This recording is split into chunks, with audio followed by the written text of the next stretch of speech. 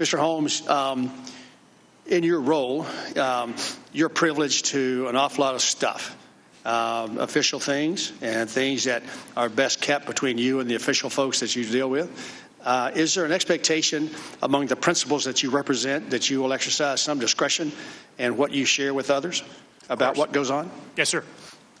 In your testimony, in your deposition, you made well, first off, we had a hard time pinning down the number of people that you've actually had this conversation with about the conversation that you overheard. Now, our ambassador had no expectation of privacy. He's blustering around and doing what he's done, but we couldn't figure out how many people you actually shared that information with. And I would argue that the information is unflattering to the president, unflattering to the ambassador, and that your discretion is at odds here. I mean, your testimony, your deposition said you shared that with folks who you thought would find it interesting.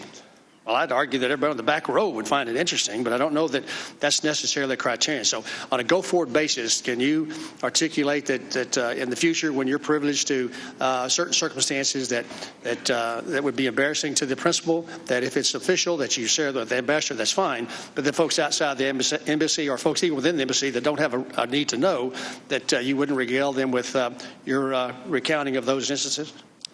Sir, I think it was Gordon Sondland who showed indiscretion by having that conversation over. No. You're well. That's the first.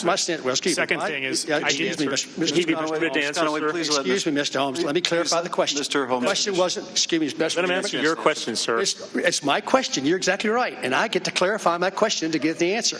And I'm hopeful I get in a few more seconds because of the interruption from the chairman. His patience is growing thin. I was working hard not to irritate him again, but I failed again. The question is of you, Mr. Holmes. Your discretion. Gordon Sondland did not expect privacy. I got that.